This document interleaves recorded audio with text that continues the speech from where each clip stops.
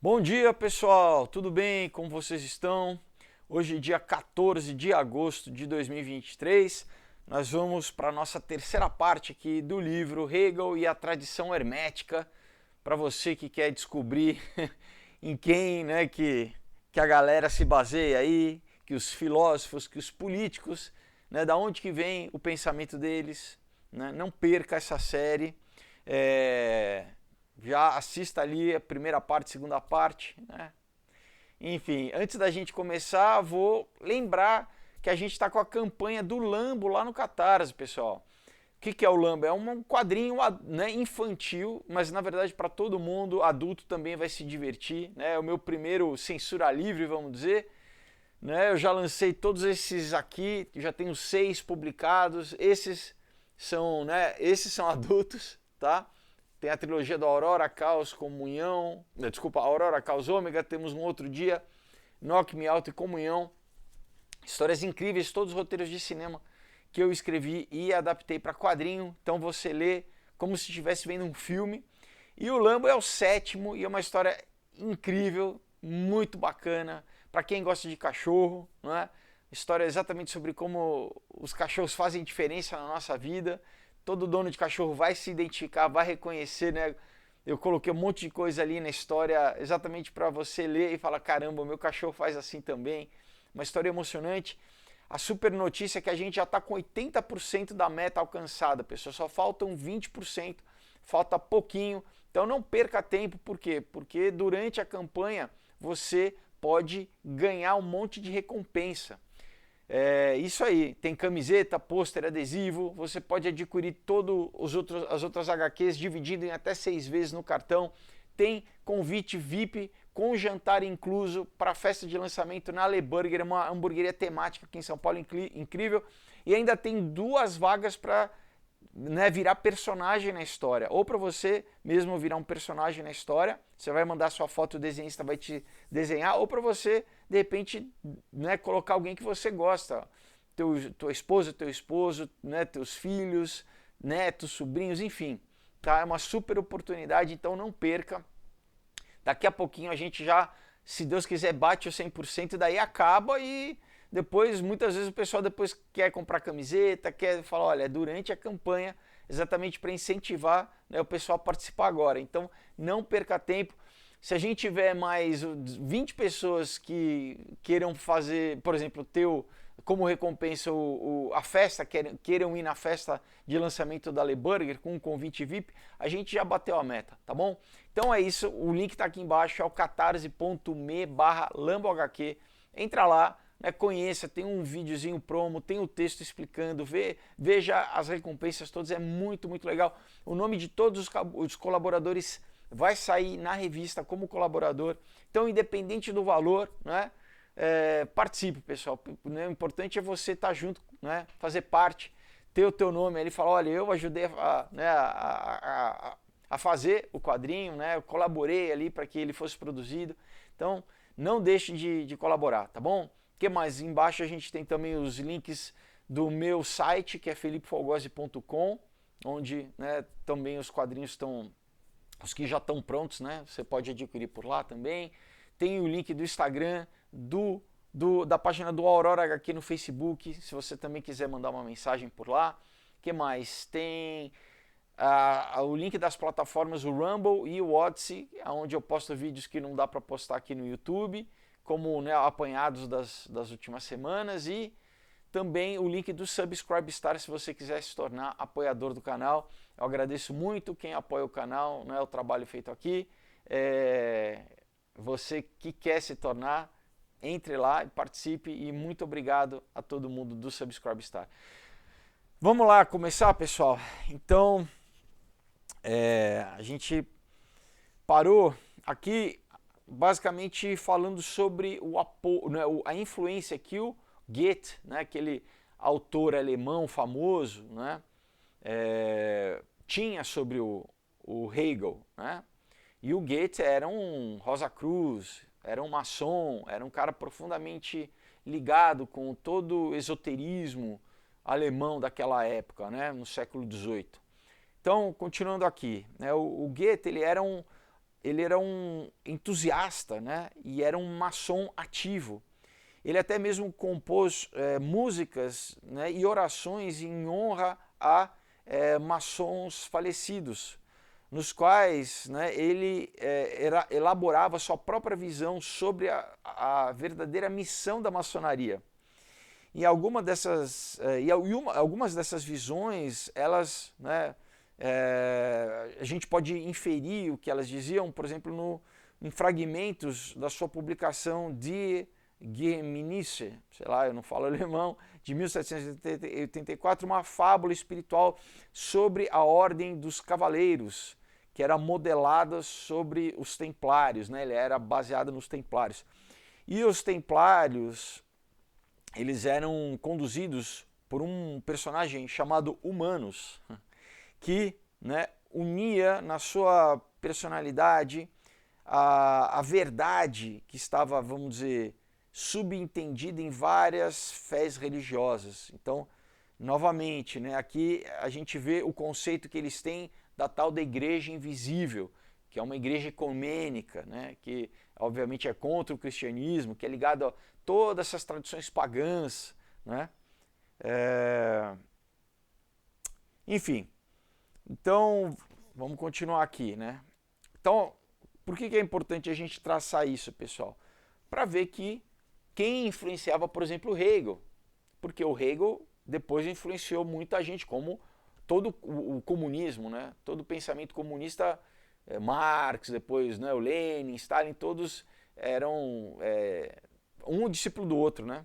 Então, Marx de Hegel, e depois Lenin e Trotsky e Stalin do Marx, e por aí vai, né? Marxismo cultural. Então, tudo a gente consegue traçando na escola de Frankfurt, tudo do mesmo pensamento esotérico, né?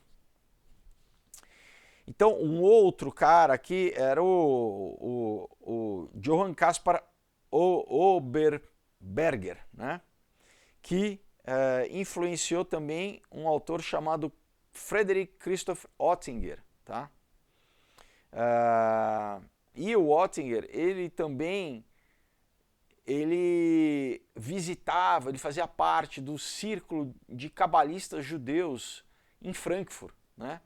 Que introduziram uma obra chamada Cabala Denudata, tá?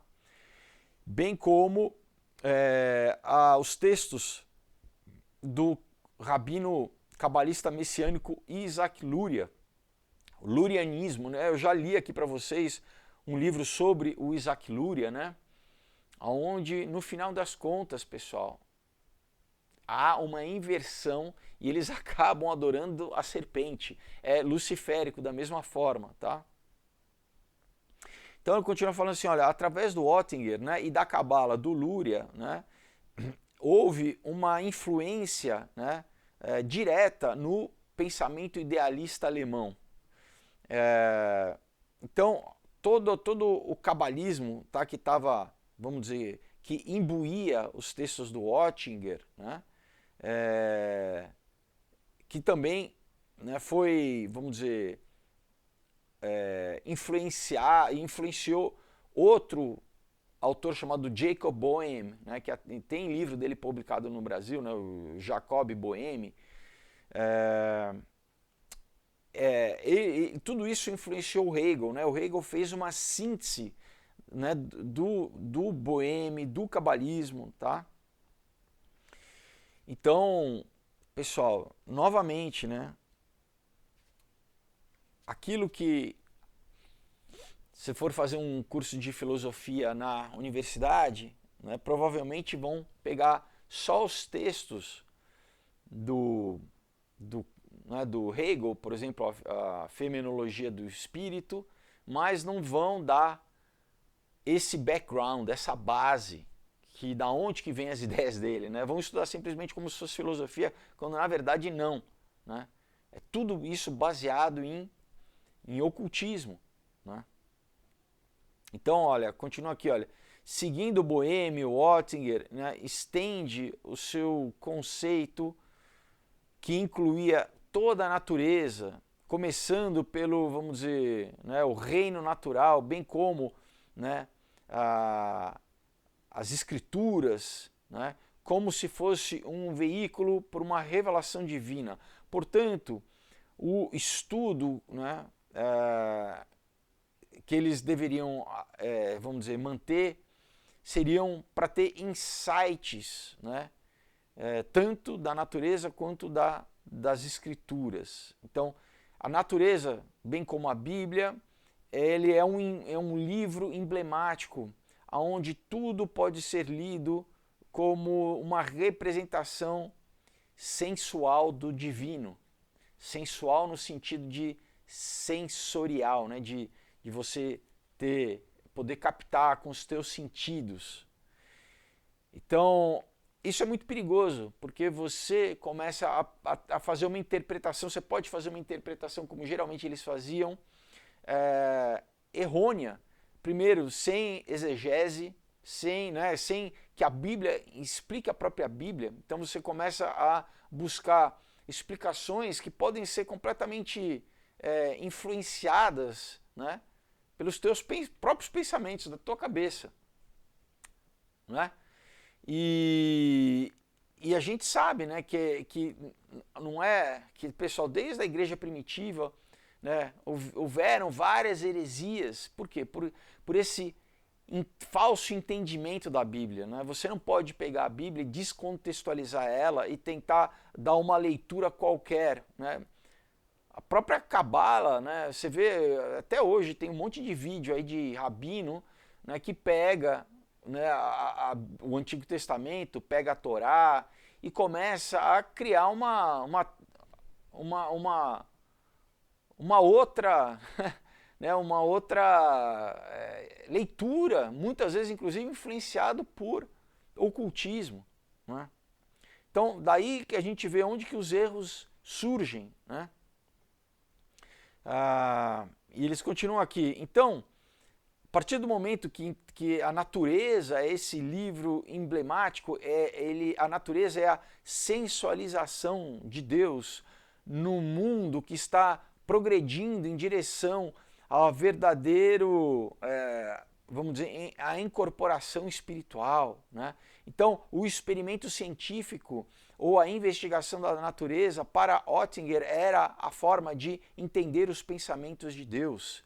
Então, ele se referia à ciência como o estudo desses emblemas, como uma teologia emblemática. Né? E ele, vamos dizer, dizia, né, que quando esse estudo fosse completamente realizado, ele iria poder unificar as ciências de todo o conhecimento da humanidade. Então, de novo, olha que pensamento arrogante de, não, nós vamos conseguir basicamente entender a mente de Deus, né, e reduzir Deus à nossa própria capacidade através da ciência. Basicamente, então, a gente vai quase que controlar Deus, a gente vai conhecer todos os atributos de Deus, né? Vamos conhecer os pensamentos de Deus. Não, pessoal, Deus revela quando Ele quer. Né? Deus revela, e outra coisa, a Bíblia diz que Ele resiste aos arrogantes. Né? Deus, ele dá favor ao humilde, né? E Ele resiste ao arrogante. Então, imagina essa postura de tentar, não, eu vou esquadrinhar Deus, eu vou estudar Deus como, né? Não, pessoal, né? Isso é um erro. Então, claro, estudar a obra de Deus, né? A natureza, tudo bem. Inclusive, já é impossível você negar a Deus se você estuda a natureza, se você faz ciência estudando a natureza, porque o simples fato de existir uma capacidade lógica, tanto na natureza e no ser humano, para conseguir entender a natureza, quer dizer, existe uma lógica que permeia tanto o ser humano quanto a natureza, e essa lógica é o Logos divino, é o verbo que Deus imbuiu em toda a construção da realidade, para que nós pudéssemos entender a natureza. Mas isso não quer dizer que você consiga entender dessa forma meramente, vamos dizer, cartesiana, né? Através de observação. Né? De novo, Deus, você não coloca ele debaixo do microscópio. Né?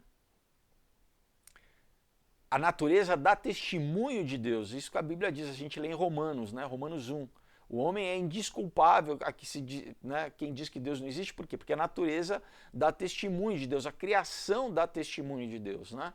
Tanto na microescala, nas micropartículas, quanto na macroescala, nas galáxias, né, no universo, né, nos sistemas solares, tudo isso dá testemunho de Deus. Agora, Deus, de novo, ele transcende a própria criação.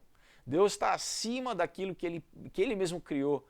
Então, essas coisas é mais ou menos, né, como você tem um quadro e você tem a assinatura do pintor, então você olha o quadro e você fala, não, isso foi produzido por alguém, né? Essa obra belíssima, aqui toda a arte, que coisa linda. Agora, né, e tem a assinatura do pintor, então o quadro aponta para o pintor, mas eu não posso dizer que por uma assinatura eu conheço o pintor, né?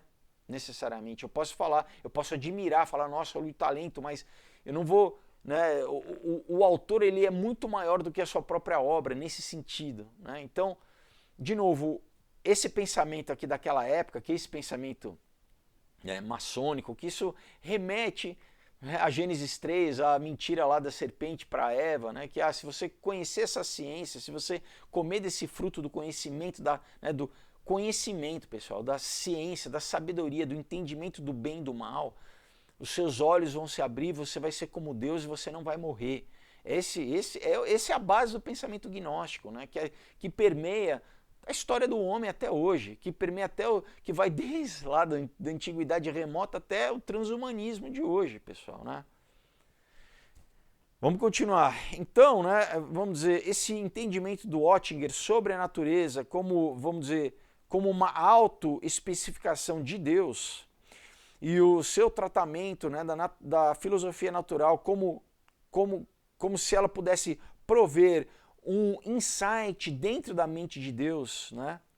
Então é o que o Oettinger chamava de organicismo, era o seu conceito, né, a sua ideia de que o todo, né, ele era imanente em qualquer parte e, vamos dizer, no seu ideal, né, de uma forma orgânica de pensamento, onde a centralidade, né, do pensamento era o Geist, né?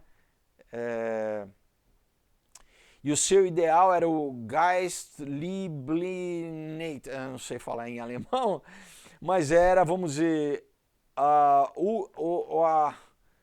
materialidade do espírito, tá? Ou a incorporação espiritual, que encontra uma analogia no conceito do Hegel, que é entre o objetivo e o espírito absoluto, tá? Bom, um monte de palavra é complicado, vamos tentar traduzir novamente, né? Só para resumir, então é isso, pessoal. Eles achavam assim, então tá, qualquer parte da natureza que eu analisar, ela vai refletir na ideia do fractal, né? Que em qualquer parte do fractal você tem tudo dentro do fractal. Então, sim, é uma parte da expressão de Deus, está em qualquer coisa da natureza, né? Por quê? Porque Deus criou. Então, se eu pegar desde uma flor, né, de uma célula, do DNA humano, tudo isso eu vou encontrar padrão, eu vou encontrar inteligência, sim, e tudo isso testemunha de Deus, testifica de Deus, né? Em toda a criação você vê uma lógica, você vê uma inteligência. Agora, eu não posso pegar, né, é a mesma coisa, né? Eu não posso pegar um pedaço da pirâmide, né, uma pedrinha da pirâmide, sei lá, né, vou dar um exemplo do Egito, e através dessa pedrinha eu não consigo entender toda a construção, todo o padrão geométrico da pirâmide. Eu não consigo através só dessa pedrinha. Então, levando, né, vamos dizer, numa analogia muito maior, por que Deus fala que fez o homem à sua imagem e semelhança? Não é? Porque ele, principalmente no espírito e na sua capacidade, né, de consciência, de raciocínio, né, de decisão, obviamente que depois da queda o homem perdeu muito, inclusive da inteligência, né? Não é à toa que falam que a gente usa de 10 a 15% da nossa capacidade mental. Mas assim, Deus, ele projetou no homem a sua própria imagem, né? Essa imagem que tem que ser restaurada por Deus também, né? O homem, por si só, não consegue restaurar a sua própria imagem original, né? Através do Espírito Santo aqui, né? Do sacrifício de Jesus, e depois o nosso corpo vai ser glorificado, né, pessoal? Ainda a humanidade ainda está em processo, né, aqui. E quando a gente lê a Bíblia, a gente entende que o nosso próprio corpo físico vai ser transformado também, né, para a gente não passar mais pelo efeito da morte, né, o efeito de doença, de decadência, né, tudo isso a Bíblia diz que também vai ser restaurado, né? Faz parte da salvação. Vamos continuar aqui. Então, outro autor, né? Ele vai né, citando autores e vai através deles também mostrando, né, essa influência maçônica, né, no Hegel. Então, outro autor, né, o Gerald Henretti, ele escreveu, né, que durante a juventude do Hegel, né, ele, com muita vontade, ele assimilou os ideais maçônicos e as aspirações maçônicas, né, que foram propagadas, né, na sua vida, conforme ele cada vez mais se interessava no movimento maçônico, né? E essa influência maçônica, né, esse pensamento, era um elemento importantíssimo vamos dizer, na matriz, né? Aqui a palavra é matrix mesmo, né? Na matriz de pensamento da onde surgiu o sistema gnóstico do Hegel. Então, outro autor que fala que o pensamento do Hegel não é uma filosofia, é um sistema gnóstico, é um pensamento gnóstico, é gnosticismo, tá? Não é filosofia. Então, ele continua falando assim, nós, né, não temos, vamos dizer, um documento direto sobre o Hegel, vamos dizer, que testifica que ele era um maçom, mas, né, ele, né, por várias outras narrativas e outras pessoas, né, falavam que ele era muito associado com, vamos dizer, as linhas progressivas da maçonaria, né? E ele tinha, vamos dizer, constantes conversas, né, com pessoas, né, da ordem e vamos dizer, ele era muito versado, né, nos aspectos herméticos e místicos, né, bem como o seu poema Ulisses ilustra, né?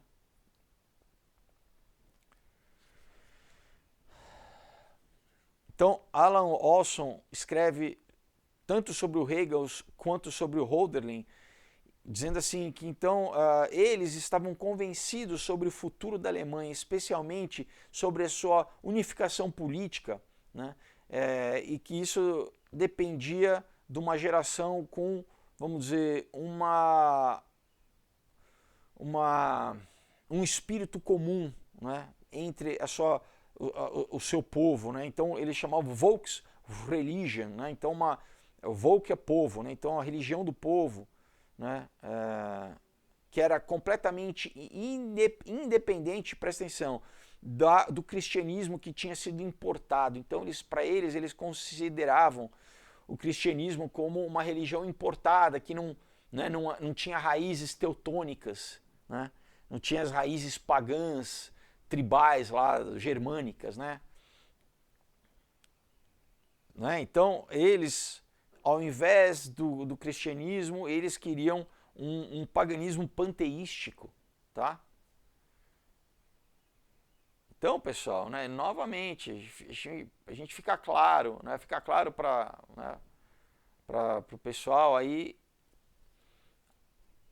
né, inclusive os ignorantes da esquerda que querem tentar traçar qualquer ligação, por exemplo, porque isso aqui, pessoal, tudo vai desembocar no nacional-comunismo, né, no nacional-socialismo, no nazismo. Ah não, então o nazismo era cristão, tinha... Não, ao contrário, o nazismo perseguia cristãos, matou pastores, né,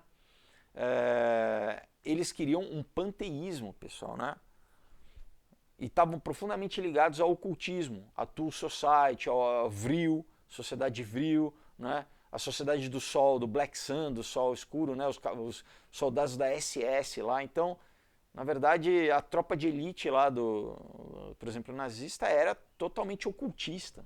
Não era simplesmente um corpo militar, era cheio de rituais de ocultismo, né? Eu já falei bastante sobre isso no canal. Então, né, eu continuo falando assim, olha, o significado, né, desse panteísmo do final do século XVIII, né, ele não pode ser, vamos dizer, qual que é a palavra? Subestimado. Né? Então, graças às revelações do Jacob Boehme, né, o panteísmo se tornou, né, a religião não oficial da Alemanha. Tá? Então, pessoal, né, isso tudo é resultado do quê? Do iluminismo, tá? Não só na Alemanha, né, isso também foi produzido na França, na Inglaterra, né? Tudo isso é para tentar combater o cristianismo e reintroduzir, né, paganismo na Europa no final do século XIX, né, e depois, desculpa, do século XVIII, para já começar as revoluções do século XIX, né? As tentativas de golpe, as várias tentativas de revolução comunista em vários países na Europa. Teve, né, depois da Revolução Francesa, teve uma outra tentativa na França, teve antes da Revolução de 1917 na Rússia, já tinha tido tentativa de golpe na Rússia também, teve na Inglaterra, tá? Então é quando essa galera saiu das suas sociedades secretas para começar a implementar os planos em nível político, para começar realmente a botar em prática, né, esse pensamento de tomada de poder dos governos, tudo isso em direção ao quê, pessoal? A um governo global, né? A instituir uma nova ordem mundial, né? E isso tudo que a gente vê no século XX começa como gênese, como sementinha, né? A aplicação no século XVIII, tá? As coisas levam tempo, né, pessoal? As coisas levam tempo para ir acontecendo. Então a gente precisa entender, né, os movimentos históricos, assim, e o que influencia esses movimentos históricos, né? Vamos continuar aqui. Bom, então aqui capítulo 3, né? A mitologia da razão, tá o título do capítulo. Então, isso começa assim, né? A religião absoluta, né? O subtítulo. Então, no começo, o Hegel ele pensava que uma nova religião era necessária para unir os filósofos e as pessoas comuns, né? Que deveria transcender a dicotomia platônica entre o sábio e o vulgar. Tá? Então, de novo, né, ele falou assim, não, vamos dizer, popularizar esses pensamentos aqui para a gente conseguir atingir a população, né, os mais simples, vamos dizer, os não letrados, mas como que a gente aqui vai ver que o comunismo é exatamente isso, tá, pessoal? Essa nova tentativa de uma nova religião, tá?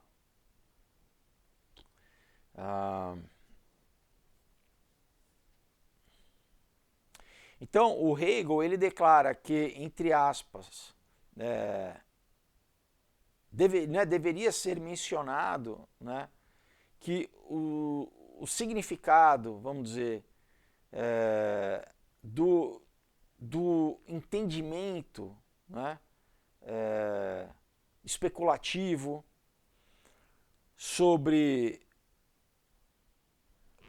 sendo o mesmo daquilo que era usado nos tempos, né, antigos de místico.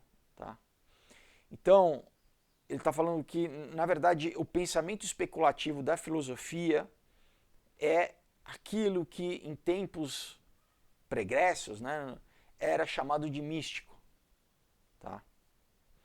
Então, ele estava o quê? Novamente ele fala que promovendo aqui eles usam a palavra recollection, né? Tá tentando relembrar essa filosofia perene, né? Tentando reintroduzir paganismo, né? Então, o resultado do projeto, né, do Hegel, né, conforme ele esperava, era um retorno a uma consciência mais natural, né? Era como aquela que era possuída pelos gregos, né? Mas numa forma moderna e vamos dizer, e consciente, né? Então, continua falando assim, da mesma forma como, né, na teoria do Boehme, do Jacob Boehme, a queda do homem foi necessária, né, porque a sua unidade original com Deus, né, e a sua própria e verdadeira natureza precisava com que o homem se separasse de Deus para encontrar a sua verdadeira identidade. Então ele fala, nós devemos, né, voltar a essa unidade no tempo onde, né, nós conseguiremos alcançar a completa autoconsciência. Então, de novo, pessoal, o que eles estão... Primeiro, olha a inversão, né? Isso tem, né, alguns rabinos aí, cabalistas, por exemplo, no YouTube, que falam a mesma coisa. Ah, não, o homem, ele precisou pecar, né? Deus, na verdade, queria que o homem pecasse. Tem uns absurdos nesse sentido, né? Porque justificando o pecado, né? Justificando, ah não, então na verdade o homem era necessário que o homem caísse. Não, pessoal, não era nada necessário. Né? E continua, né? Eles continuam basicamente batendo na mesma tecla, né? De falando assim, olha, nós vamos nos salvar, nós vamos retornar à nossa identidade original lá do Éden, né? Quando, através da filosofia, a gente alcançar esse processo. Dentro da Cabala, isso é chamado tal do Tikkun Olam, né? Que depende do homem restaurar a natureza e restaurar o seu estado original. Não, pessoal, o homem por si só não consegue fazer isso. Tudo isso por quê? Porque eles rejeitaram o Messias, eles rejeitaram, né? Então, em vez de ter humildade de reconhecer que eles estavam errados, eles, né, em inglês fala double down, né? Eles falam, não, nós vamos dobrar a aposta aqui. Em vez da gente, né, assumir que estamos errados, não, a gente vai insistir no erro, né? Falando assim, não, então a gente que vai se salvar, né? A gente aumenta a nossa rebeldia, a gente continua mais radical ainda contra Deus, né? Não se submete a Deus. Falando, não, a gente vai chegar a esse estado de divindade, né, de apoteose, do homem mesmo chegar né, ao estado de Deus através da filosofia, da ciência, né, da ciência oculta. É tão mais simples, né, pessoal? É só reconhecer, né, e abrir, né, aceitar, abrir o coração e ter, né, ter humildade. É tão simples, né? De novo, né, a salvação vem pela fé, não por obras, para que ninguém se glorie. Está claro, a Bíblia deixa claro, né? Para que ninguém chegue e fale, não, eu me salvei, não. A salvação é pela fé, né? Continua. Então, quando nós finalmente atingimos o estágio aonde nós fazemos, né, tornamos o absoluto nosso, né? Ou vamos dizer assim, é muito louco isso, né? Quando nós fazemos com que o absoluto, né, Deus é absoluto, com que ele se torne nosso, como se a gente, né, tivesse propriedade sobre o absoluto. Quando nós conhecemos, né, o absoluto, que é Deus, está aqui, né, ele escreve inclusive aqui, então está consumado a consciência universal humana.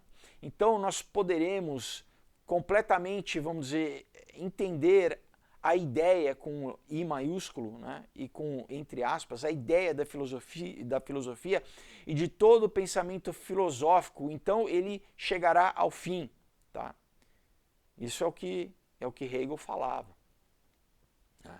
Então, basicamente, é como se todo o, vamos dizer, a tarefa da filosofia, né, o desafio da filosofia, fosse conseguir ter a mente de Deus. O que novamente é impossível, primeiro porque Deus é infinito, Ele é eterno, Ele transcende qualquer categoria. E segundo porque Deus se faz entender, Ele revela. Né? Você não consegue tirar a força. Tá? E de novo, Deus resiste o arrogante. Né? Se você busca Deus e se sujeita a Deus, Deus vai revelando. Por quê? Porque isso aprofunda o teu relacionamento com Deus. Né? Ele tem prazer em que você busque a Ele, né? E você vá conhecendo a Ele. Né? A Bíblia fala conhecer e prosseguir em conhecer a Deus. Mas Deus que institui a forma como Ele quer ser conhecido. Não é a gente que determina. Não é o homem que determina. Né? É Deus que determina. Então, Hegel acreditava que vamos dizer, a sua conquista intelectual só poderia, vamos dizer, ser realizada após toda a história ser consumada. Né? O que isso significa? Depois que o ser humano tivesse reconhecido a si mesmo não somente como livre, mas como não determinado pelo absoluto. Né, que se colocava em oposição ao absoluto. Né? Olha, presta atenção, que deturpação, pessoal. Então, para eles, Deus está em oposição ao ser humano. Isso é o que o gnosticismo diz, né? Que o Deus da Bíblia, que ele é o demiurgo, que ele aprisiona o homem, né? E que quem que é o emancipador do homem é Lúcifer, para eles, né, para os gnósticos. E isso influencia o pensamento deles. Né?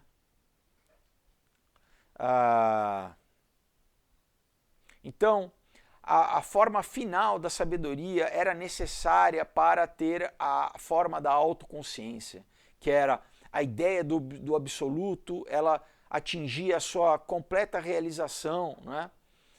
Através do reconhecimento explícito da humanidade de si mesmo como agente da consumação da ideia.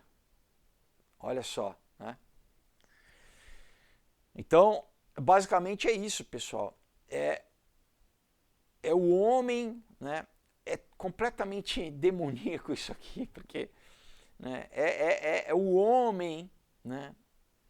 Vamos dizer, de novo, né, como se o homem conseguisse subjugar a Deus, ou né, reduzir Deus a uma ideia. Né? Então, o conceito, nessa especulação do Hegel, ela, vamos dizer, ela leva, né, a gente até o pensamento pitagórico, a comparação, né, pitagórica, aonde esses filósofos, né, muitos exerciam esses pensamentos durante os Jogos Olímpicos. Né? Então, o filósofo, para eles, né, nessa época, né, na escola pitagórica, o filósofo ele era o veículo das musas inspiradoras. O que as musas? É outro nome para daimon, para demônio. Né? Então, os filósofos eles eram oráculos através da qual o espírito se expressava. Né? Então, tanto de uma forma como se fosse uma escrita automática, ou como passivamente, né? Onde o filósofo ele vê a dialética se desenvolvendo na página onde ele estava escrevendo. Então, é basicamente como se o filósofo fosse um médium, pessoal. Né? E olha a diferença, né? Sim, pessoal, esses seres têm se comunicado com a humanidade desde o começo da humanidade. A Bíblia, a gente tem diversos profetas, né, que também se comunicavam com a humanidade. Qual que era a diferença, né? Deus trazia a palavra para o profeta, e o profeta sempre trazia uma palavra para quê? Para instituir como que, primeiro, o homem deveria viver, né? Tem todo o Velho Testamento, você tem esses primeiros 10 mandamentos, mas no fundo 613 leis, para que o homem, né, em todas as áreas da sociedade, da vida humana, né? Então desde como plantar, né, economia, a parte judicial, casamento, hábitos e costumes, como educar os filhos, tudo foi, né, vamos dizer, foi dito, né, foi entregue para o ser humano como viver uma vida né, boa. Faltava só o quê? Faltava só a restauração espiritual, que foi através da graça de Jesus Cristo, né? Agora, essas musas, né, esses djinns, né, na tradição árabe, gênios, né, né, os oráculos, né, dentro da tradição, né, grega, oráculo de Delfos, né, os vários oráculos ali. Pessoal, eles não tinham esse mesmo teor. E outra coisa, né? Deus ele trazia a palavra pro profeta, né? E o profeta tinha sua escolha. Por exemplo, a gente lê em Jonas que Deus tinha, né, determinado que Jonas fosse a Nínive, que era a capital da Síria, pregar para a Síria, que eram pagãos, para que eles se arrependessem, para que eles não fossem destruídos, né? E Jonas, como judeu e inimigo dos assírios, não quis ir, né, e se rebelou. E a gente lê o livro de Jonas. Então, diferente desses médiuns que ficam possuídos, né? Deus não possui. Você voluntariamente convida ao Espírito Santo para que ele habite em você, né? Mas, de qualquer forma, está claro que para o próprio Hegel, né, os filósofos não eram diferentes do que médiums, tá? Então, pessoal,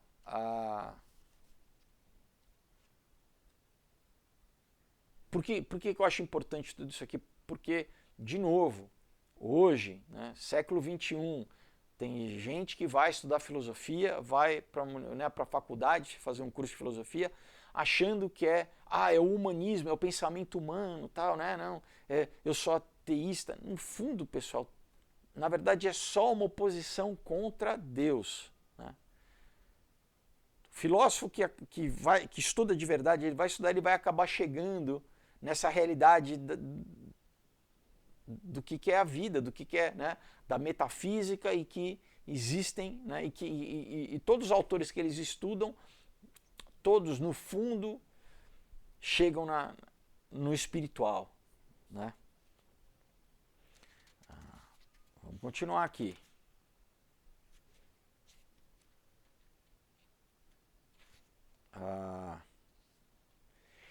Então,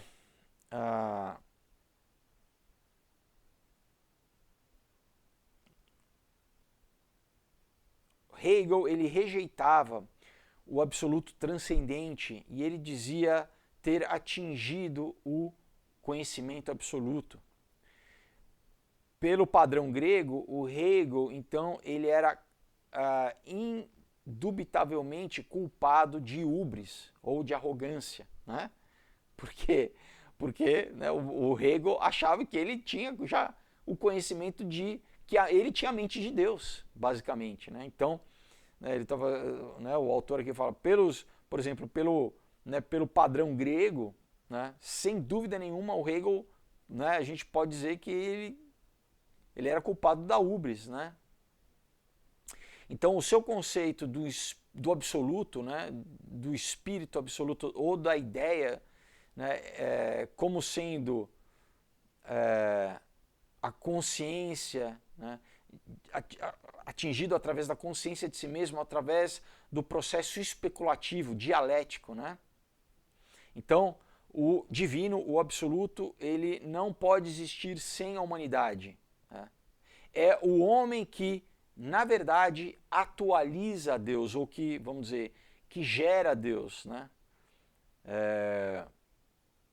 E, portanto, o homem se torna, né, se não ele mesmo Deus, mas certamente um semideus.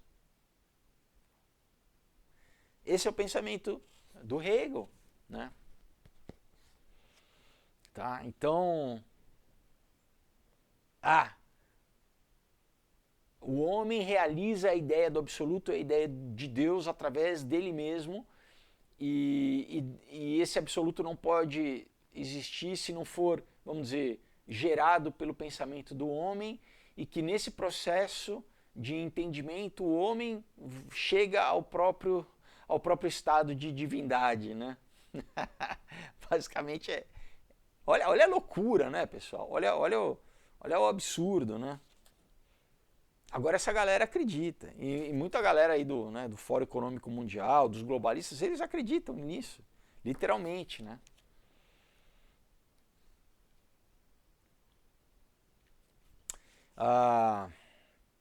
Continua aqui, né? E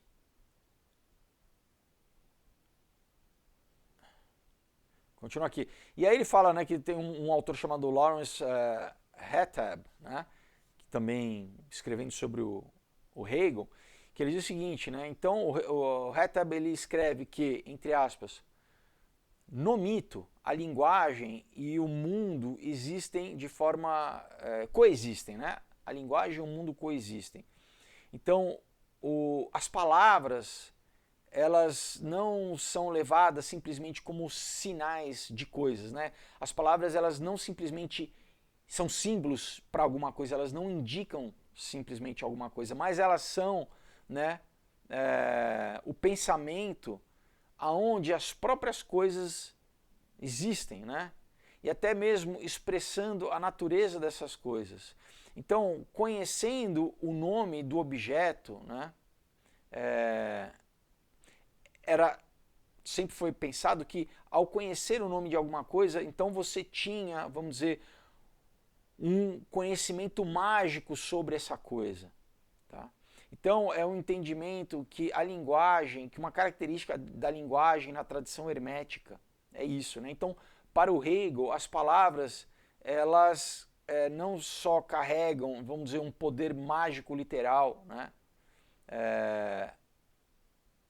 Mas elas podem ser ditas para evocar a forma do absoluto.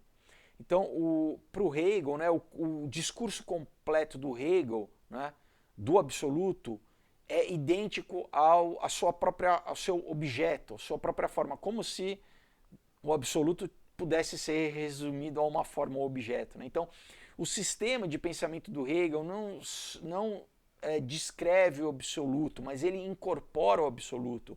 Né? Então, ao dar voz, né, a esse pensamento, é como se você estivesse tornando ele realidade, trazendo ele à existência. Então, não é, vamos dizer, ele continua a falar assim, não é uma forçação de barra, né? Dizer que as palavras, elas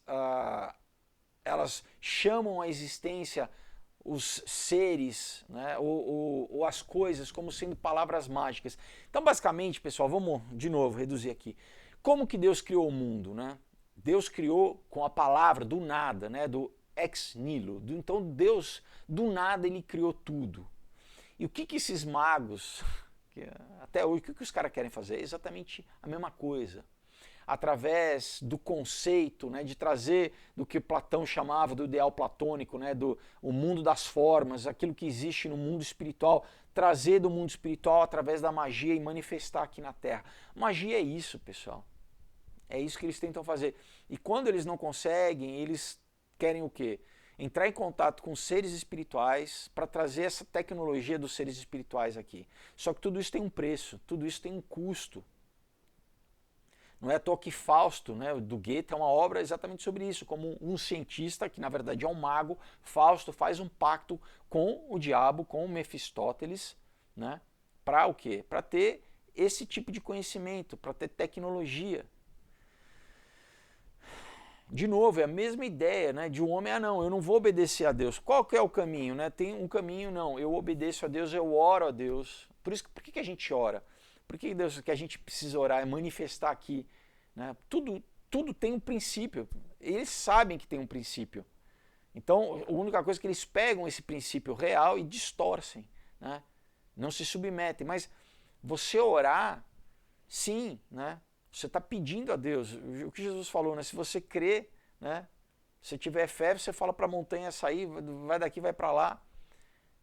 Né? Então, se você orar com fé, se pedir ao Pai, né? Tudo vos será dado. Então, assim, existe a gente, mais o que você se submete à vontade de Deus. Essa que é a grande diferença entre o que a Bíblia prega e o que essa galera prega. Porque se eu entendo a minha limitação, até o meu desejo pode ser ruim para mim mesmo.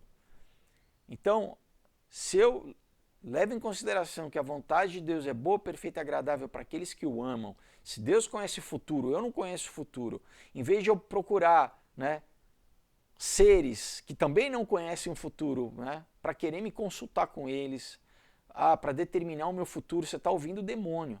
Né? Aos oráculos, qualquer tipo de oráculo, você está ouvindo o demônio. E, na verdade, eles vão te falar o que eles querem que aconteça, né? Para ser como em inglês fala o tal do self-fulfilling prophecy. Então eles indicam, na verdade, um caminho que eles querem te conduzir, você vai ouvir essa história e você vai começar a agir para ir em direção àquilo que eles te disseram, não aquilo que Deus tem para você. Então, pessoal, o erro é esse, é você querer manipular o teu futuro. Né? Primeiro, né, não confiar em Deus, saber que, né, que Deus nos conduz, que Deus nos guarda em todas as coisas. E se submeter à vontade de Deus. Então, né, sempre numa oração a gente tem um condicional no Senhor, seja feita a tua vontade. Você pode pedir, olha, sei lá, Pai, eu tenho, sei lá, um emprego, né? Senhor, eu oro, abre as portas, eu tenho esse emprego, mas, Senhor, seja conforme a tua vontade. Porque se não for esse, eu sei que o Senhor tem um outro melhor. Né? Agora, o que essa galera faz? Não, né? Eu quero isso e eu vou fazer um pacto aqui espiritual para ter isso, só que isso vai vir com custo. Primeiro que essa coisa em si só ela já pode ser ruim para você. Você está desejando, achando que aquilo vai ser bom, né? Deus está querendo te preservar de alguma coisa que só aparentemente é boa. Mas você, né, no teu desejo, acha que não, eu que escolhi, eu quero aquilo. E daí muitas vezes Deus fala, tá bom, né? É o tal do livre-arbítrio.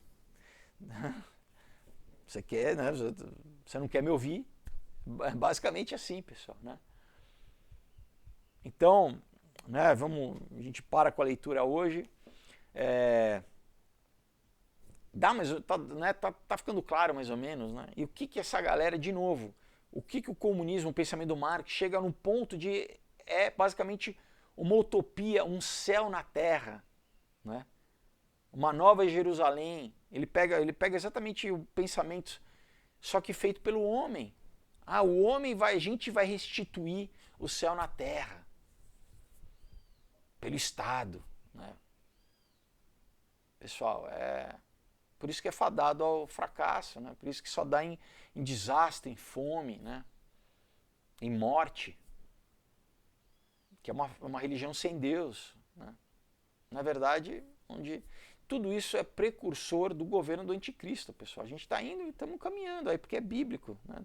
Estamos caminhando aí para essa nova ordem aí, né? Globalista, onde todo o dinheiro vai ser controlado, todo o consumo vai ser controlado, todo o discurso vai ser controlado, vai ter uma religião falsa aí, ecumênica, que eles estão preparando. A gente está vendo, a Bíblia é real, pessoal, né? Então, o que é importante é você Espero que, né, ao longo desse vídeo, né, os teus olhos tenham se aberto, né, os teus ouvidos tenham se aberto para você entender um pouco mais que aonde a gente vive em 2023 é uma construção, pessoal, né? Óbvio, se você entende um pouco do processo histórico, a gente está vivendo o resultado né, de práticas e pensamentos e políticas que têm sido implementadas ao longo de séculos, pessoal. E que tudo está de novo, as profecias estão se cumprindo, está indo em direção ao que Deus revelou há 2.000 anos atrás, né, para João na ilha de Patmos, mas há 2.700 anos, 2.500 anos atrás, por exemplo, para Daniel, ali na Babilônia. Né? Então, a gente remonta a Bíblia. E é isso, pessoal, está se cumprindo. Então, você não pode estar em dois lugares ao mesmo tempo. Né?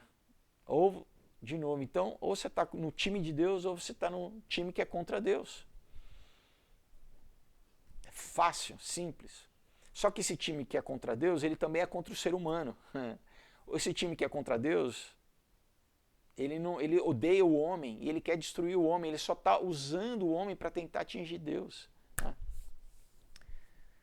Satanás, pessoal, ele quer destruir o ser humano. Né? Só que ele engana as pessoas. Né? Ele fala, eu vou dar tudo que você quer. Né? Vem comigo aqui, você pode fazer tudo, é tudo liberado, aqui é... Né? Uhul! Não, pessoal, é destruição. Né? Então, a coisa mais inteligente, se não falar, né, mais sensata e, né, na verdade, né, se a gente pensar meramente na tua autopreservação de uma forma quase egoísta, busque a Deus para você salvar o teu espírito, para você não ser destruído, né? E na verdade só com Deus que a gente que você experimenta paz, né, amor de verdade, né, revelação de Deus. Sem Deus a vida não faz sentido, pessoal. Sem Deus você fala, o que é isso aqui que a gente está vivendo, né? Tudo só faz sentido com Deus.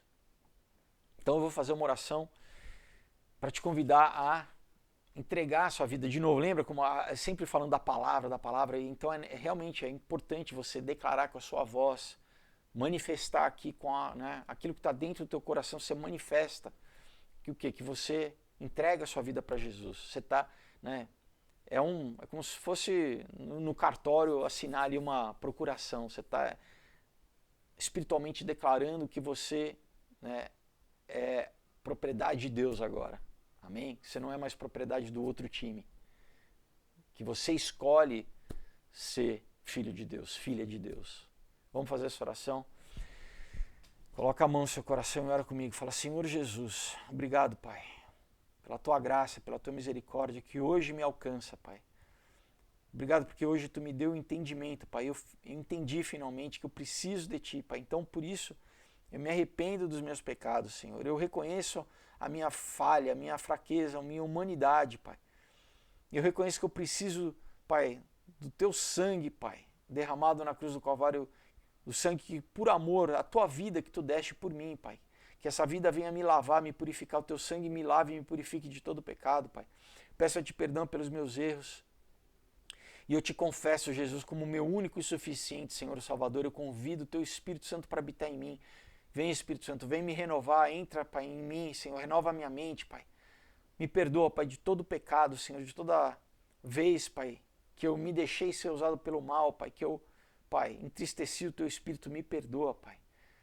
Te louvo, Senhor, eu Te agradeço pela Tua graça, Pai, porque Tu me renova, Pai, lança, Pai, no mar do esquecimento todo o pecado, Pai, e me faz um novo ser, uma nova criatura, me transforma, Pai, num filho ou numa filha Tua agora, Pai. Obrigado pelo Teu Espírito Santo habitando em mim. Eu peço, escreva meu nome no Teu livro da vida, me cele com o Teu Espírito Santo da promessa e Pai, que a partir de hoje, Senhor, Pai, minha vida seja para glorificar o Teu nome, para levar o Teu Evangelho, Pai, para ser, Pai, Teu embaixador aqui na terra, para expandir o Teu reino, Senhor. Eu quero ser usado por Ti, Senhor, para pregar, Pai, para outras vidas que precisam também ser salvas, Pai, ter um encontro verdadeiro contigo. Te louvo e Te agradeço pelo Teu amor, pela Tua graça, em nome de Jesus, amém. se você fez essa oração com sinceridade, pessoal, isso é o necessário, né, para você ser passar da morte para a vida. A Bíblia diz então que você é um novo ser, que você precisa crescer na graça e no conhecimento, comprar uma Bíblia, né, passar a ler, que esse, pessoal, é um processo que agora, né, não tem fim. Novamente, agora sim você vai, né, começar a crescer na graça e no conhecimento de Deus. Então, né, desenvolva uma leitura bíblica diária, né, uma vida de oração também diária, constante, na verdade, e busque uma igreja para você estar inserido no corpo de Cristo aqui na Terra. Você não pode estar sozinho, né? Você tem que estar ali com quem tem o mesmo espírito que você, os teus irmãos em Cristo que vão te ajudar nessa nova caminhada. Amém? Então, uma igreja que obviamente não pregue nada, não pregue isso, né? Pregue isso. Se a igreja prega comunismo, ideologia de gênero, está pregando isso aqui. Né? Que pregue a Bíblia, a palavra de Deus. E também, né, cuidado com seitas, né, pessoal? Que fingem ser igrejas, mas que, por exemplo, negam que Jesus é Deus e homem, né? Negam o sacrifício de Jesus na cruz. Então, quando você for visitar, sempre pergunte, olha, vocês acreditam que Jesus é Deus e homem simultaneamente? Se eles falarem, claro, então amém, já o primeiro passo, né? Se falarem, não é bem assim, agradeça e vá buscar um outro lugar, tá bom?